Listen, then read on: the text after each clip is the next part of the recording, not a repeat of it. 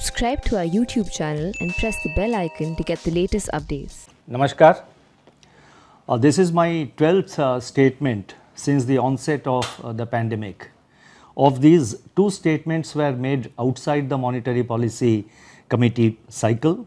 One in April 2020 at the outbreak of the COVID-19 crisis, and the other in May 2021, that is this year, at the peak of the second wave.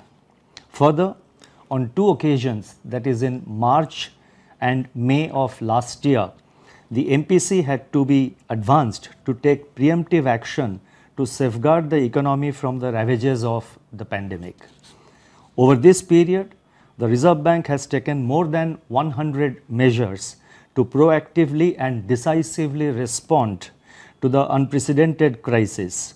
While doing so, we have not been a prisoner of any rule book. We have not hesitated to take new and unconventional measures to keep the financial markets functioning and the market sentiments positive, provide liquidity to targeted sectors and institutions, and leverage on digital technologies to reach out to individuals and businesses. Thus, although the pandemic protocols do us part, technology ties us together. In this backdrop, the MPC met on 6th, 7th and 8th October. Based on an assessment of the evolving macroeconomic and financial conditions and the outlook, the MPC voted unanimously to maintain status quo with regard to the policy repo rate, and by a majority of 5-1 to retain the accommodative policy stance. Consequently, the policy repo rate remains unchanged at 4% and the stance remains accommodative as long as necessary to revive and sustain growth on a durable basis and continue to mitigate the impact of COVID-19 on the economy while ensuring that inflation remains within the target going forward. The marginal standing facility, that is MSF rate, and the bank rate remain unchanged at 4.25%. The reverse repo rate also remains unchanged at 3.35%.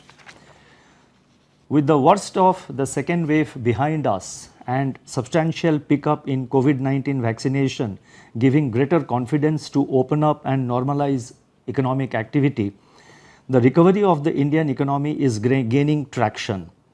While vaccine reach is real fault line in the current global recovery, India is in a much better place today than at the time of the last MPC meeting.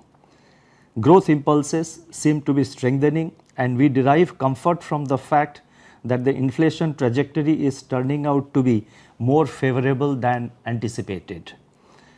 In spite of global headwinds, we hope to emerge from the storm and sail towards normal times, steered by the underlying resilience of the macroeconomic fundamentals of the Indian economy. Let me now give a brief overview of the MPC's rationale for the pause on policy rate and the accommodative stance. The MPC noted that economic activity over the last 2 months has broadly evolved in consonance with the MPC's August assessment and the outlook. CPI inflation during July-August has also turned out to be lower than anticipated. The actual outturn of real GDP growth in the first quarter at 20.1% was close to, albeit a little below the MPC's forecast of 21.4%.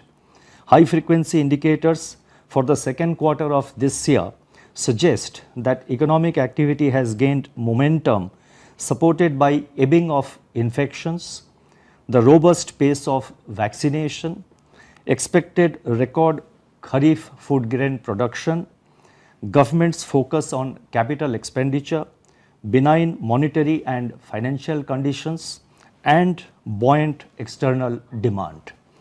Consumer price inflation softened during July-August, moving back into the tolerance band with an easing of food inflation, corroborating the MPC's assessment of the spike in inflation in May as transitory, improvement in monsoon in September, the expected Kharif record production, adequate buffer stock of food grains, and lower seasonal pickup in vegetable prices are likely to keep food price pressures muted. Core inflation, however, remains sticky. Elevated global crude oil prices and other commodity prices, combined with acute shortage of key industrial components and high logistics costs, are adding to input cost pressures. Pass-through to output prices has, however, been restrained by weak demand conditions. The evolving situation requires close vigilance. Overall, aggregate demand is improving, but slack still remains. Output is still below pre-pandemic level, and the recovery remains uneven and dependent upon continued policy support. Contact-intensive services, which contribute about 40% of economic activity in India, are still lagging. Supply side and cost push pressures are impinging upon inflation, and these are expected to ameliorate with the ongoing normalization of the supply chains. Efforts to contain cost push pressures through a calibrated reversal of indirect taxes on fuel could contribute to a more sustained lowering of inflation and an anchoring of inflation expectations. Against this backdrop, the MPC decided to retain the prevailing repo rate at 4% and continue with the accommodative stance as stated in the last MPC statement. I would now like to provide an assessment of the growth and inflation scenario. Let me first focus on growth. According to release of National Statistical Office on 31st August, real GDP growth for first quarter of this financial year at 20.1% exhibited resilience of the economy in the face of the destructive impact, especially in the face of the destructive impact of the second wave of COVID-19. Almost all components of GDP registered year-on-year growth despite a sharp loss of momentum due to the second wave. Recovery in aggregate demand gathered pace in August-September. This is reflected in high-frequency indicators, namely railway freight traffic, port cargo, cement production, electricity demand, e-way bills, GST and toll collections. The ebbing of infections together with improving consumer confidence has been supporting private consumption. The pent-up demand and the festival season should give further fillip to urban demand in the second half of current financial year. Rural demand is expected to get impetus from continued resilience of agricultural sector and record production of Kharif food grains in 21-22 as per the first advance estimates. The improved level in reservoirs and early announcement of the minimum support prices for Rabi crops boost the prospects for Rabi production. The support to aggregate demand from government consumption is also gathering pace. Improvement in government capex together with congenial financial conditions could bring about an upturn in the much awaited virtuous investment cycle. Pickup in import of capital goods and cement production point towards some revival in investment activity. According to our survey results, capacity utilization in the manufacturing sector, which declined sharply in the first quarter of 21-22 under the second wave, is assessed to have recovered in the second quarter, and further improvement is expected in the ensuing quarters. Critical support to aggregate demand also came from exports, which remained in excess of $30 billion for the 7th consecutive month in September 21, reflecting strong global demand and policy support. This augurs well for meeting our export target of $400 billion during the current financial year, that is 21-22. Recovery in services sector is also gaining traction. Gradual pickup in contact intensive services together with strong performance of technology driven sectors are likely to support the momentum. Impact of elevated input costs on profit margins, potential global financial and commodity markets volatility, and a resurgence of COVID-19 infections, however, impart downside risks to the growth outlook. Taking all these factors into consideration,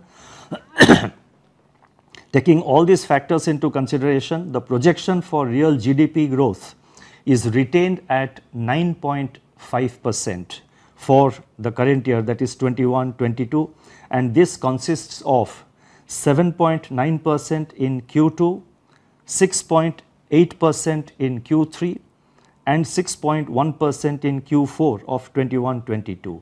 Real GDP growth for Q1 of next financial year, that is 22-23, is projected at 17.2%. Let me now turn to inflation.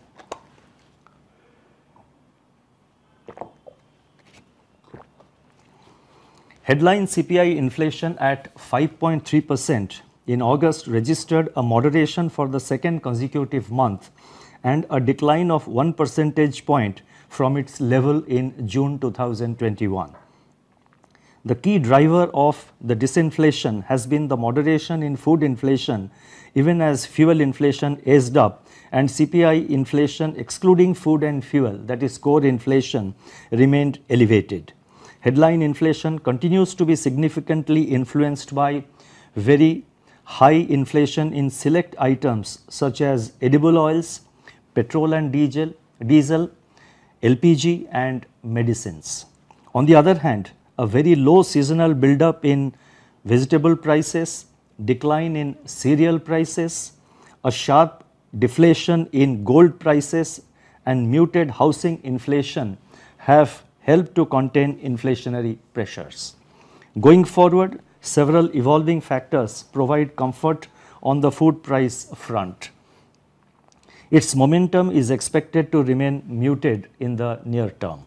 Cereal prices are expected to remain soft due to likely record Kharif food grains production and adequate, or rather more than adequate, buffer stocks. Vegetable prices, a major source of inflation volatility, have remained contained in the year so far with record production and supply side measures by the government. Unseasonal rains and adverse weather related events, if any, in the coming months are however upside risks to vegetable prices. Supply side measures by government for edible oils and pulses are helping to temper price pressures. However, an uptick in prices of edible oils is seen in the recent period. Overall, the CPI inflation momentum is moderating, which combined with favorable base effects in the coming months could bring about a substantial softening in inflation in the near term. Taking into consideration all these factors, CPI inflation is projected at, for the current year, the CPI inflation is projected at 5.3%, and the breakup for the quarter-wise breakup would be as follows. This 5.3 is for the full year, and quarterly projections I will now give. 5.1% in the second quarter, 4.5% in the third quarter, and 5.8% in the fourth quarter of 21-22, with risks broadly balanced. CPI inflation for Q1 of next financial year, that is 22-23, is projected at 5.2%. We are watchful of the evolving situation and remain committed to bring it closer to the target in a gradual and non-disruptive manner. I would now like to give some guidance and review of, I would now like to review the current liquidity and the financial market conditions and attempt to provide some forward guidance. At the current juncture, central banks across the world, let me repeat, at the current juncture, central banks across the world find themselves at crossroads. Diverging monetary policy stances are not being dictated by country groupings, but by country circumstances. Among the emerging market economies, that is EMEs, some are tightening monetary policy, others are undertaking further monetary stimulus, while a few are on a resolute pause. The countries that are tightening monetary policy are those which are facing inflation much above their upper tolerance bands and are also registering a strong rebound in growth above pre-pandemic levels, boosted mainly by commodity export earnings and positive spillovers from improvement in macroeconomic conditions in some advanced economies. Countries that are easing monetary policy through non-rate actions are rare few which have low consumer price inflation, and finally countries which are on a resolute pause have inflation in the elevated zone but poor growth prospects or nascent recoveries that need further nurturing. In India, the MPC has maintained a pause and given time and state contingent forward guidance from time to time on maintaining accommodation. The conduct of monetary policy in India